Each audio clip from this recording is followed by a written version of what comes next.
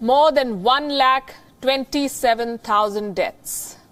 One of the most high-profile casualties is the credibility of the World Health Organization, damaged beyond repair. The WHO's response was delayed and inadequate. It has faced a barrage of criticism and it is now facing action.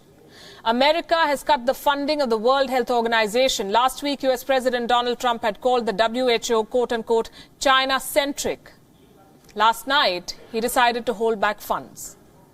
Today, I'm instructing my administration to halt funding of the World Health Organization while a review is conducted to assess the World Health Organization's role in severely mismanaging and covering up the spread of the coronavirus.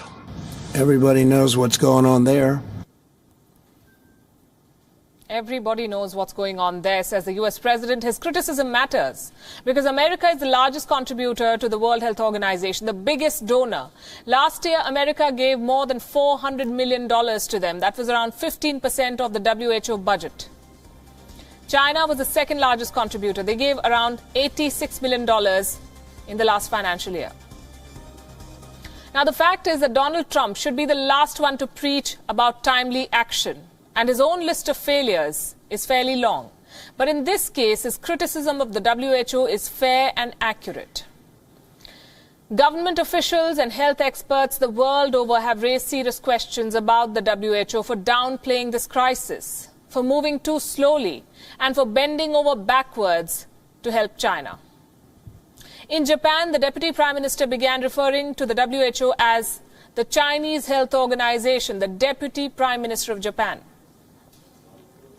The government of Taiwan says that the WHO ignored its early warnings. Do their charges have merit? Let's look at the sequence of events, the chronology, if you will. On the 14th of January, the WHO tweeted this. Preliminary investigations by China found no human-to-human transmission of the coronavirus. Let's assume that China was telling them the truth. Even then, the WHO was caught napping, because on the very same day, the Wuhan Health Commission issued a public bulletin.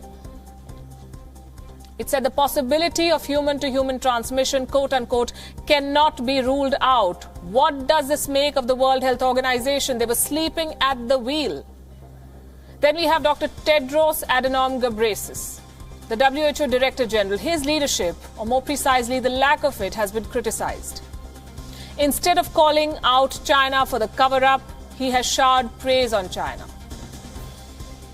In January, Dr. Tedros visited China. He met with Chinese President Xi Jinping. He praised China for, quote-unquote, setting a new standard for outbreak response. Almost 45 days later, the same standard led to more than 1 lakh infections in almost every continent of the world. Today, more than 1 lakh people have died. It certainly is a new standard, as he calls it. Our investigations have revealed why Dr. Tedros will not say a word against China. Beijing supported his candidature for the post of Director General. In 2017, China had helped Dr. Tedros win this election. And this is being called quid pro quo, a favor for a favor. In the last 3 months, Dr. Tedros has repeatedly praised Xi Jinping. At the same time, he has been quick to criticize other governments. 2 examples stand out, Taiwan and the United States of America, both slammed by him. The matter finally came to a head last week. Donald Trump unleashed a barrage of criticism against the World Health Organization. And I think they have to get their priorities right, and their priorities are that everybody has to be treated properly, every country. And it doesn't seem that way, does it?